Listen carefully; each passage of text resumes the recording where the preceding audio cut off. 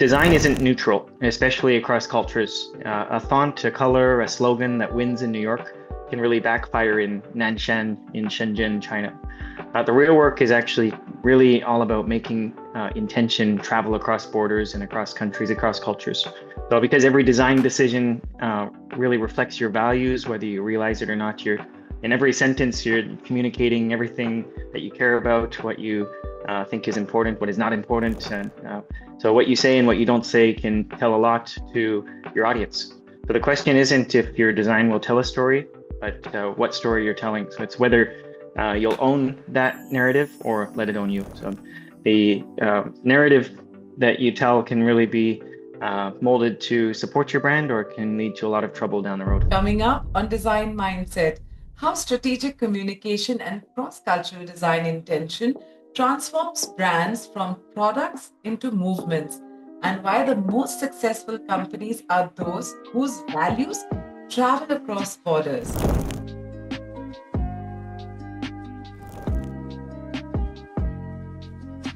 Hey everyone, welcome to Design Mindset. I'm Radhika. My guest today, Chris Pereira, founded Impact, a China Western communications and go-to-market firm based out of Shenzhen. He's lived in China for almost 20 years. He's fluent in Mandarin. He's a former Huawei PR leader and was named Forbes India Top 30 Globalization Innovator for helping Chinese companies expand globally with what he calls Shenzhen speed. Today, we'll get specific how intentional design and precise messaging travels across borders without getting lost in translation. And this episode is brought to us by KeyShot, fast photoreal visualization that helps teams align on materials, finishes, and intent. Try it at keyshot.com/mindset. Chris, welcome to Design Mindset. All right, let's just dive in. Um, Chris, you've been around here for such a long time in China. So my first question to you is that when a Western team says, this is on brand, let's go, and what's the first thing that breaks when that work comes out and lands in China or vice versa? No, it's so true, and you're right. It's getting scary to say how long I've been in China. You know how old I am, but over 20 years in China, so altogether. And so yeah, there's a lot of nuance and detail that go into brands in general, because as you said, you might have a global brand strategy, right? And as you're saying, when we come from overseas to China, we want to keep our brand standard. We want to keep it relatively the same across the world, right? If you think about McDonald's or Mhm. Starbucks, Yeah. um, whatever the bigger companies might be on your mind from your experience, you see the same branding, the same logo, relatively the same food or the same product in every culture. But there's a lot of detail that when we want to say, hey, it's on brand, it could also cause big problems in the local market. Just as a small example, I can share with you whether it's colors or the different ways of using your household items, or maybe you're going to go on a trip. How do you go out on that trip? One example I'll give you about China, for example, if you have a color for your clothing or your hat. So I had a friend a few years ago in China, and he always liked to wear a green hat. So he came to China for the first time, and a green hat I guess in other places it doesn't really mean anything, but in China there's a specific phrase. If you're wearing a green hat, it means your partner is cheating on you over in the relationship. So Wow. the person was my friend was wearing a red hat, a green hat around, and people would say, "Hey, why is he wearing this green hat?" So green hats will sell very badly in China. Maybe a red Wow. hat or a blue hat, a black hat will be fine, but green hats don't sell well. My So God. that's just an example. If say your brand has a lot of green and it's a hat, that'd be a lot of trouble, right? So that's just one example. You might think of foods, you might think of clothing, or the things where you want to sell across different industries. But we need to be aware of what the colors convey in terms of values and culture. We want to know what the words convey, etc. There's all kinds of big challenges related to that. Yeah, we can dive into some more detail if you like. Yeah, yeah, because see, you said brand decisions are value decisions. So what were the three value that, signals that consistently fail to travel? Like you mentioned color. Is there any authority cues or humor framings? How does that work?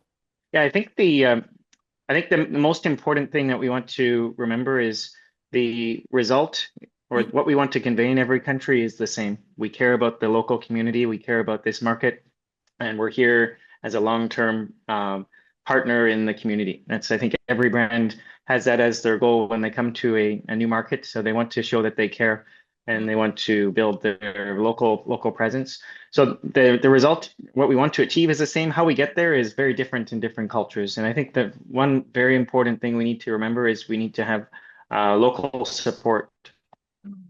people that understand the local market to help you guide you through some of these challenges. It can be very simple things sometimes. I'll give another example from my work. I brought a Canadian to China for his first trip to China about 15 years ago. I brought this gentleman to China, and we went to a restaurant with a business partner. And you know, you want to show respect, right? As a brand, you want to show we respect you, we care about you, we have a heart. That's a part of what we want to do in our design, right? So, how do you show respect to someone in another culture? And so the Chinese host who was having us for dinner, we sat at a round table as you do in China, and the guest sat down. My client, he sat down next to the Chinese host, and the Chinese host used chopsticks. And before he ate, he put food onto my client's plate. In China, that's a show of respect. You eat before me.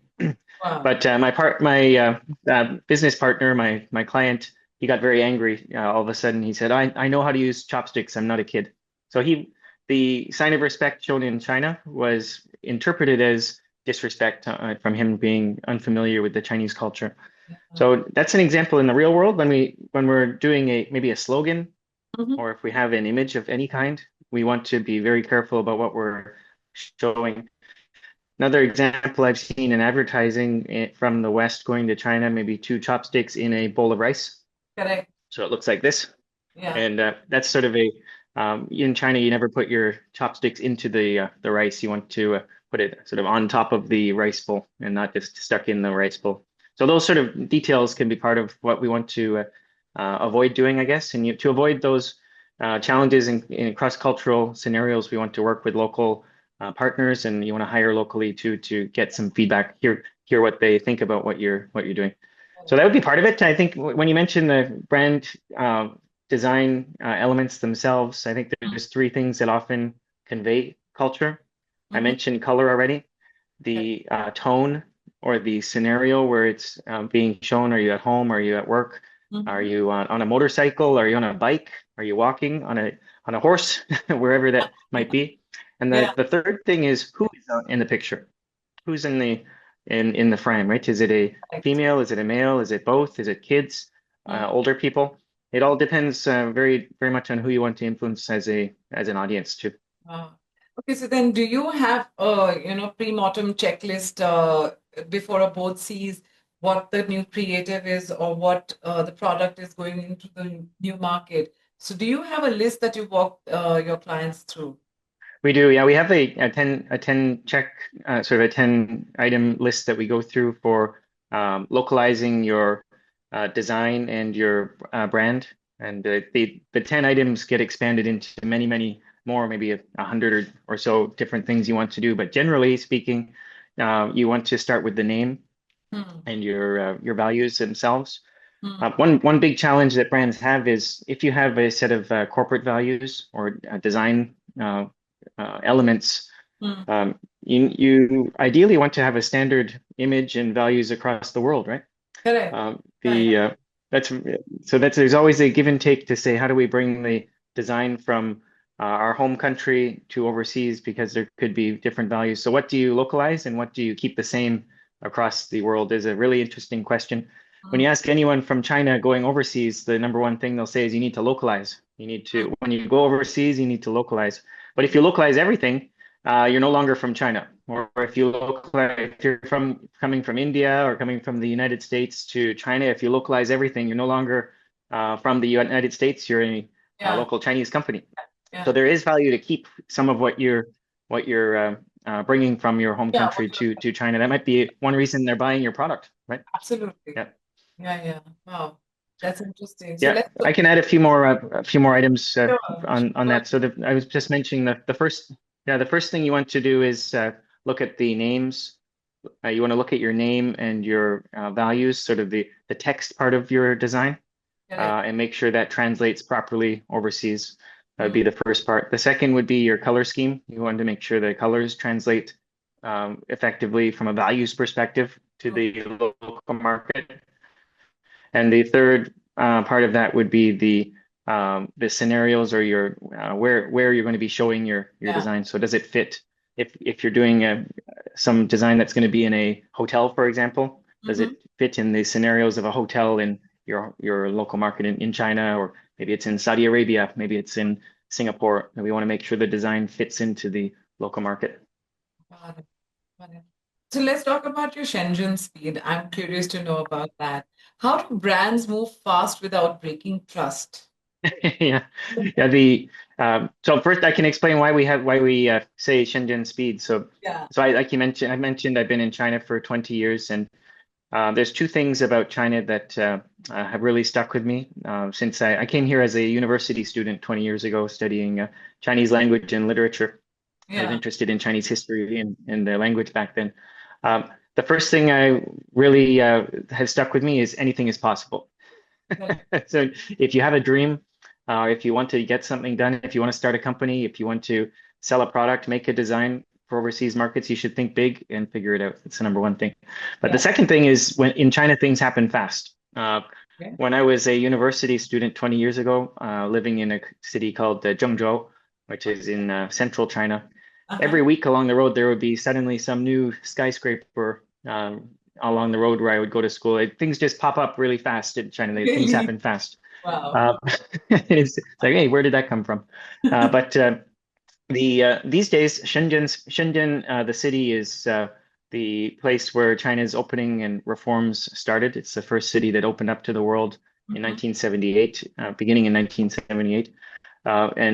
So the latest reforms, the most competitive companies are generally in Shenzhen, which means things happen very fast here in Shenzhen. When you meet someone at very fast coffee meetings, it's very quick to have a conversation and work with people here.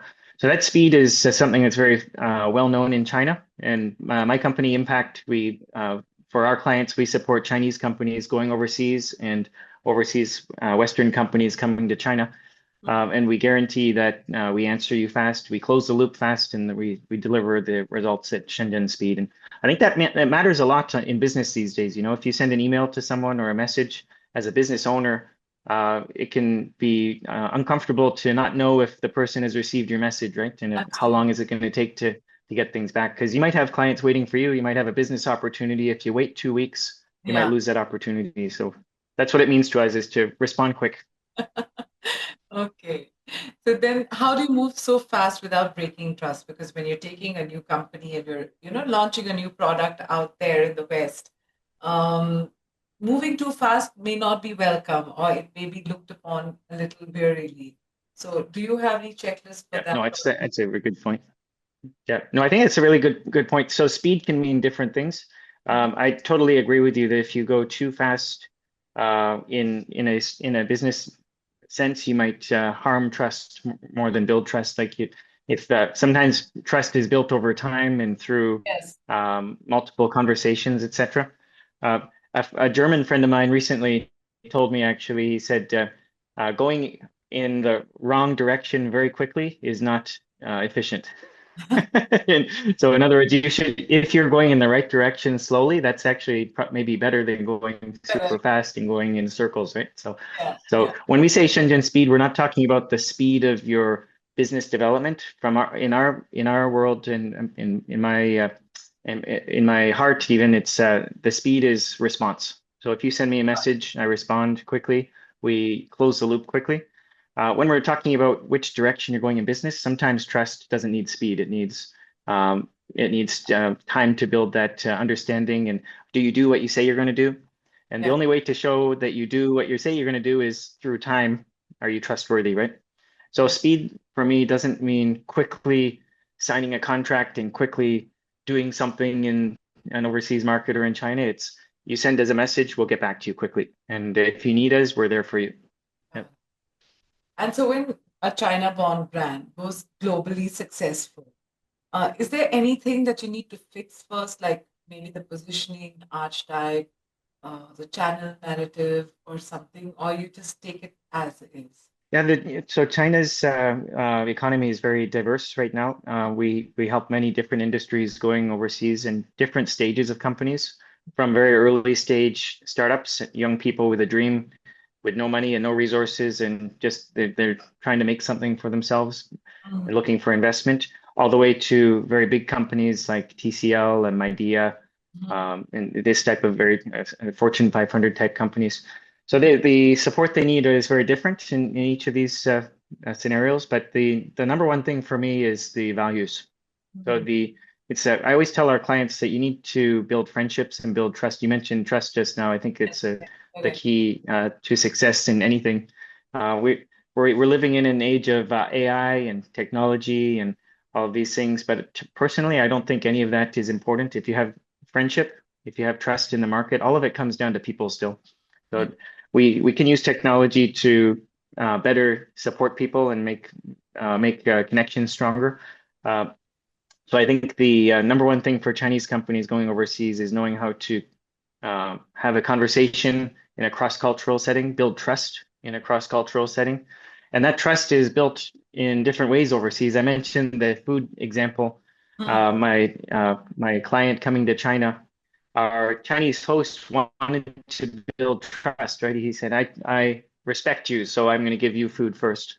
But the Western client received a I don't like you, or I don't think you are smart enough to use chopsticks message, right? So the trust was actually lost because of that interaction, even though both sides wanted to build trust. yeah, So when yeah. you're going overseas as a Chinese brand, they have great products. I'm sure you've seen lots of different things, consumer tech products, cell phones, smart health products. There's new energy businesses, biotech, Yeah. furniture. We've helped a few restaurant chains go overseas. They all have great products, but they still lack a ability to communicate in a cross-cultural setting. So I think that's the number one thing. The second thing would be to actually go overseas. So Chinese business has traditionally been export focused. So Yeah, you're a factory owner and you export things overseas. yeah. So they're still doing that, but the more important thing is to actually get overseas, get on an airplane, and be on site at a trade event, Mhm. visit your clients in person, have coffee with them. So none of that can be done by AI. Interestingly, the challenge these days is not a tech challenge. It's does a person like you? Do they want to talk to you? Do they trust you? And all of those things require a human touch. And that's why I was so glad to chat with you today, Radhika, because I think design and values and trust are a chain. So the design is what you look like, Hmm. trust is what they think about you, Yeah, and then you can have the business relationship after that, right? yeah. Uh, True. So let's go to a different topic right now. You spent years in Huawei's PR team, and in a cross-border crisis situation, what's the balance between face saving and truth building? How would you draft for both these scenarios? So I think, as you mentioned, I worked at Huawei for 4 years in their PR department. For the first 2 years, I was in Huawei's HQ in Shenzhen, supporting the leadership team with their speech writing, their PowerPoints, and their media communications. The second 2 years was in Vancouver when Meng Wanzhou was stopped in the Vancouver airport. I was Uh, sent to Vancouver to support that. So I think the balance with my experience at Huawei really taught me three things, I think, in terms of design and brand and trust. The first is the importance of friendship, just in general, the importance of building trust. So Huawei, when I joined Huawei in 2016, the message in all the PowerPoints and all of the promotion was, "Hey, we're number one in this industry. We're number two in this industry. We have a huge end-to-end supply chain. We can do everything." So that's something that if you're inside Huawei, you'd be very proud to see that. I was proud too. I'm like, wow, I'm in this company. This is a great team. But when you're outside of Huawei, if you're in the United States at your Apple or Google, you're like, oh crap, this is kind of scary, right?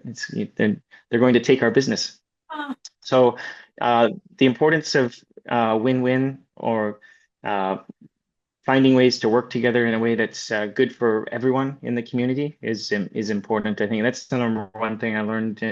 And Huawei eventually, as time went on too, I think that they they talk a lot about building a open ecosystem now, helping everyone in the supply chain to make money together, basically. So I think that's important.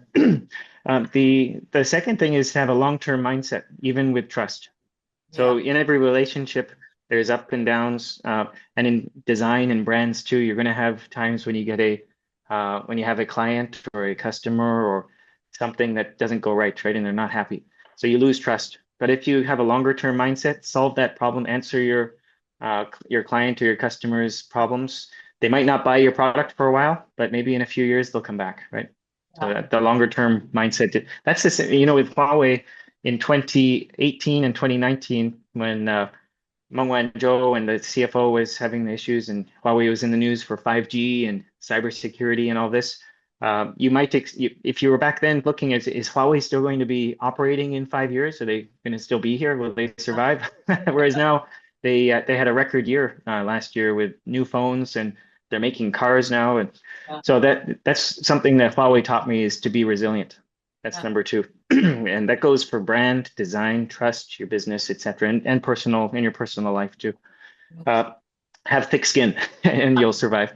Yeah. And the third thing I would say is the importance of when you're building a brand or trust with your company and the design work, you need to have a team.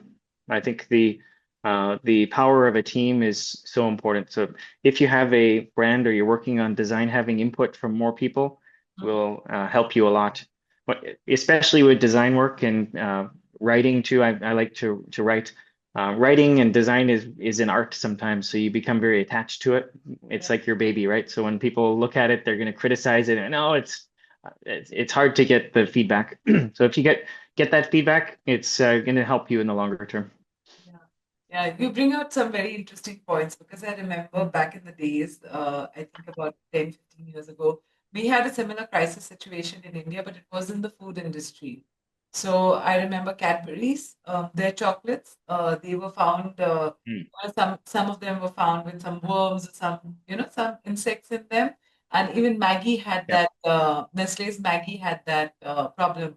Yes. And crisis management, the way they spoke to the community, the way they put across the message at that time, it kind of helped build the trust again. I just had Maggie for lunch, so to say.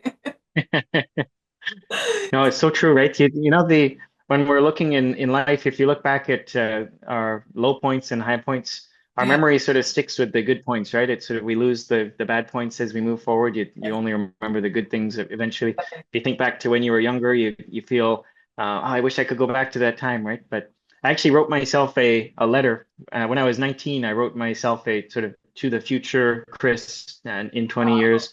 I recently read it, and I had one sentence there. I thought it was very helpful for me. He said, "Don't be too sentimental. It wasn't as good as you remember." So when we think back to our life, we had lots of problems when we were younger, right? There's in maybe she doesn't like you, etc. Yeah. Uh, Same with brands. Yeah. Every day there's ups and downs. And if we hold on, the person who wins is the person who doesn't give up. Hmm. Interesting. So, what would you say are your non-negotiables, when it comes to the brand consistency? If, legal and regulatory bodies are trying to change something, what would be your non-negotiables where you say, no, this is something that needs to pass through despite the country that you're going to or whatever? So, is there anything like that that you advise your clients on? Non-negotiable, like you mentioned, I would definitely say that. The first is compliance. You need to follow the law anywhere you go. Okay. So if you have a value or whatever that doesn't work, and for say you're selling pork dumplings, okay, you're selling pork dumplings, you're not going to sell them in a place that doesn't let you sell pork. Just as a silly example, right? So that's one thing. The second is and the second one isn't related to any laws or rules, but it's a personal red line for me is you need to be you need to be yourself. You need to be authentic. If you try to, and that goes for the company side, your brand side, or your as a business person, if you're not authentic, you will lose the trust of the local market, even though you're trying to sort of fit into what they think you should be. It might be better just to be yourself. Maybe you'll annoy some people. Some people won't like you, but it's okay. In life, in my experience, there's a 20-60-20 rule. So 20% of people will always love you and then support you. 60% of the people don't care and don't really care too much. They don't like you and they don't not like you. And 20% of people in the world will really dislike you and actively try to harm you. So, so 20-60-20. So when we're doing our design work and business work, it's important to bring your true self to the table because then you'll attract the consumers, your customers, your partners, your friends who are like-minded, and you'll attract the best people for your team and for your business. So I think that's the second thing. And the number three, the also not negotiable for me is to always be thinking about how to sort of the longer we're not just doing business and doing design work and doing PR for money. I think we want to make the world a better place. So the reason I'm doing what I'm doing with Impact, I have a 9-year-old son who's half Chinese. So what we're doing is helping Chinese companies and helping China tell their story in a more effective way overseas and building more trust and friendship with overseas markets. So I hope in 20 years or 30 years, when my son uses AI to see what his dad was doing 20 or 30 years ago, he sees me doing worthwhile stuff that made the world a tiny bit better. So if we all have that goal, make the world a little better because we're in it, I think I don't think it's negotiable. I think we should aim for that. So yeah, it's not just about money. That's a really beautiful thought, I just wanted to let you know that, there are platforms like KeyShot that help teams collaborate and review work and visualize things to avoid expensive misalignments. So in your workflow and work-wise, how do you keep your team and your executives and the local agencies looking at the same uh, artifact or the same vision without them going adrift? Is there a system that you guys follow? Gosh, the version management is a massive challenge. Mm, So it could be either word-based documents, so writing a press release, mm, or a version of a logo, a version of a advertisement. It's so easy to get them mixed up. And maybe you have a final version of an advertisement, a picture or a logo. It's approved and it's okay. But then next week, someone sends the older version to the printer, uh-oh. and you're not using the most up-to-date version. That can happen so easily. So the solution you just mentioned, I'm sure there's a lot of market demand for that because it sounds simple, but you won't believe how many times it happens that you send the wrong Word document. And also the naming of those documents, it's a huge pain because there might be 30 or 100 different versions over time. Everyone's looking at it, and then someone downloads the wrong version and it gets sent out, and suddenly it's all messed up, right? So I think this is very important. The only way you can get around this is through technology. So I think you need to have a good system in place to solve that. And like you just mentioned with that solution. Yeah. Yes. So let's get practical about what you just mentioned. When you co-create a Chinese logotype versus the transliteration of the Latin name, uh, how is it? Is it easy for you guys, or is there a lot of challenge in trying to change versions? Uh, how is this actually behind the scene? Because we as end consumers do not know, do not understand what goes behind. How does the process follow for you all? Hmm. So naming is one of the most important things you can do for your brand. Unfortunately, names often get stuck before you get a chance to go overseas. So many Chinese, as an example, Chinese companies going overseas, they might have been operating in China for 20 years already before they go overseas. Mm-hmm. It's only in the last 5 or 10 years that many brands are going overseas to the United States, to India, to Europe, etc. So for the last 20 years, they had an English name, but it wasn't important because they're in China. And so they didn't really spend a lot of time to think about the name. They had no non-Chinese experts to look at the name and say, hey, does it make sense? So unfortunately, many times the Chinese brand is stuck with the English name they made 20 years ago. That Oh. doesn't make sense. And now they're going overseas. And it's hard to change because they've registered it, it's on all their products, etc. Right? So that's one situation. If you want to fix that, it's a huge challenge. You need to have a brand transition, and that's some of the work we support sometimes. One example of this is the restaurant chain Mixue Bingcheng. I don't know if you've heard of this or not. It became very famous recently. Mixue, Okay. Mixue. Yeah. Uh, no one outside of China knows how to say this name. It's called Mixue, but it's a very famous brand. It just went public, and they're opening many stores overseas now, including in Singapore, for example.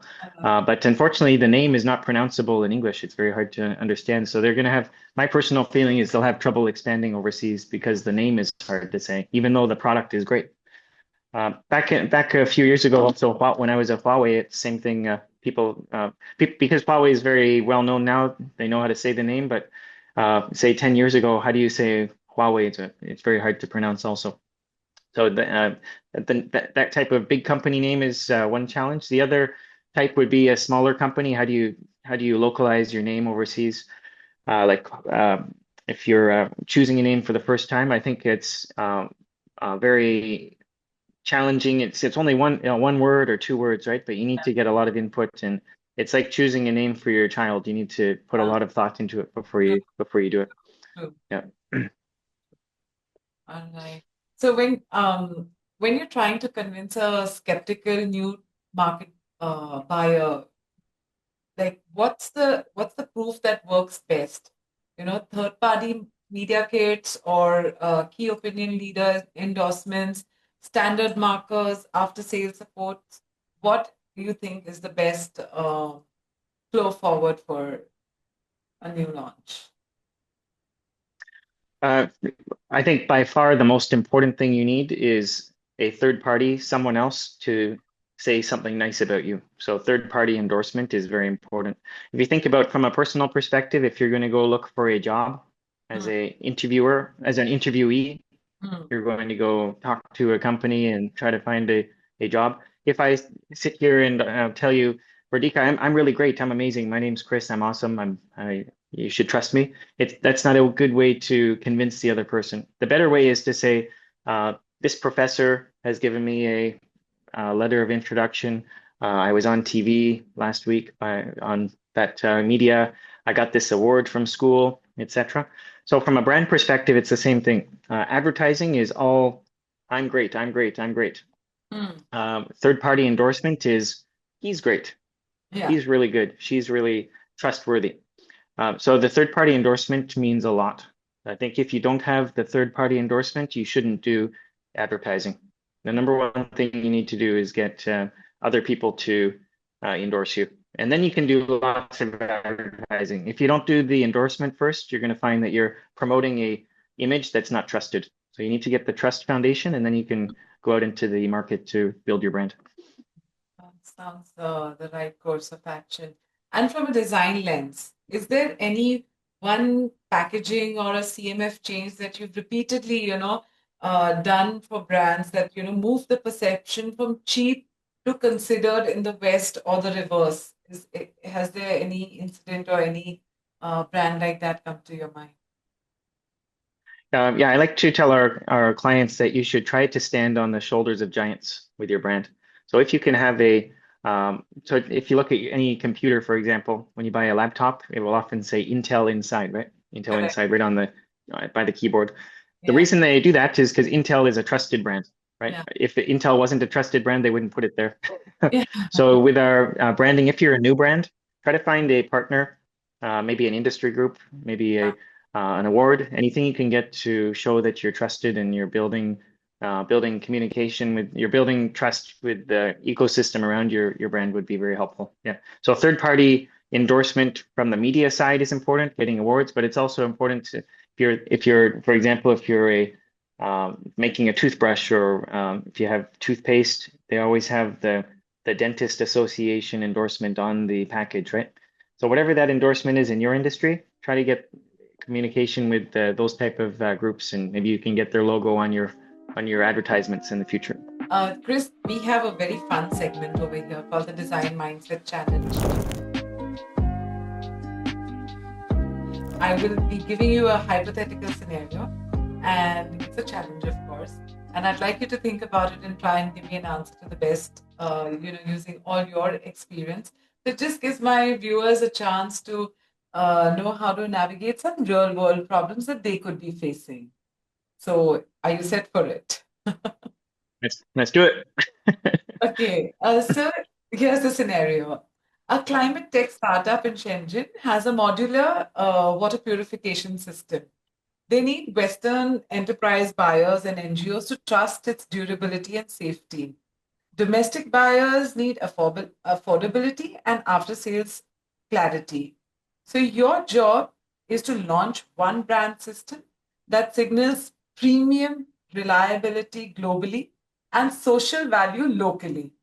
So, what's your sequencing going to be like? Would you first try to convince that this is what proof, or how do you keep the Chinese and English narratives siblings and not twins? How would you go about the launch for this?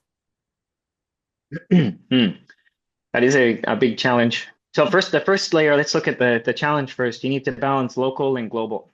Yes. Local and global is a very challenging thing to do these days. If you say you're dedicated to the US market, China is not happy. If you say you're dedicated to the UK market, Germany is not happy, etc., right? So balancing local and global is very tough. Mhm. So we need to have very that this is why in PR and marketing we always talk about audience. So if you do a huge press release for the whole world, Mhm. only a certain number of people will be happy seeing that. There'll be many people that are not happy because they're not your target audience. So I think we need to figure out for each segment, we need to look at who our audience is and then find media and find channels to reach those specific audiences. So that's the first thing we need to do. The second thing is for the announcement, we need to bring in experts from our industry to that event, and they can I always like to tell our clients that you should succeed through your client's success or through our consumer success. So if we're helping someone, if our water purification system is helping a community, maybe we can bring the community leader to our event and say, hey, maybe we can donate some of our products while we're doing our announcement, and they can come and say how much that means to them for their community, etc. So having that, we just talked about the third party endorsement. I think that would be part of that. And the third thing, having an announcement is always just a one-time thing, right? Yeah. It's important to have a continuity after. So after the announcement, there should definitely be a plan for what comes next. And the next part will be about community, Mhm. about giving back. Maybe you're hiring people as part of this. So I think that those three things would be important for me. Yeah. So not sure if I passed the test or not, but that's what I would do. No, no, I love the way you have approached this, finding ways to create authentic connections across the stakeholders that are there rather than just choosing, let's do this first or that second. You have a really good roadmap that you have given over here. So now from this segment, we go to the next segment, which is the rapid fire. Instinctively, whatever you feel, let's just have fun with this segment. All right. Okay. Complete the sentence. A brand is authentic when dash is consistent across languages. Um, Gosh, let me think here. A brand is, can you say the sentence one more time? A brand is authentic when dash is consistent across languages. Hmm. It's not very rapid fire. You've stumped me on the first one here. It sounds like a simple question, but it's very hard to say what, I think uh, intent would be one of the answers because if intent is, authentic across, it cuts across language mhm. values. I mean, for me, I would say that. Yeah, I think so. I would say intent would be a good solution to this. So intent. Nice. Yeah. Okay. Your quickest litmus test for performative purpose. What would be your quick litmus test to test the product across that, whether it will do well internationally or not? Do you have any litmus test? Mm. The team behind the product. Wow. And the most underused proof of asset in cross-border launches. One of the most underused assets that a brand has. The actual relationships. So if you want this one word, the relationships in the local market are most underused. It's interesting, right? Yes. The relationships can help you move beyond just the press release and get you business opportunities. Very, very interesting. And in one word, what beats beautiful design every time? A brand mission, so a mission, Yeah. a worthwhile cause to do something. Yeah. Yeah. Wow, fantastic. Chris, this conversation has been incredibly insightful. You've given me a masterclass in how intention must travel. Design, words, and proof have to coalesce amongst market if brands want to earn trust. And the key takeaway that I have taken over here, that design with intention that travels, because when values translate clearly, brands build credibility that crosses cultures. And thanks to KeyShot for enabling this, enabling us to bring this message across so fast. And for to follow you, Chris, where can people find you online? Yeah, thanks so much, Radhika. I really enjoyed the conversation. I think it's made me think more deeply about design and branding in general, right? Yeah, feel free to, everyone is welcome to add me on LinkedIn. You can search for my name, Chris Pereira, Impact, and I'm on there. So looking forward to keeping in touch. Super. Thank you so much, Chris. And to my listeners, remember, don't just design it beautiful, design it meaningful. And see you next week.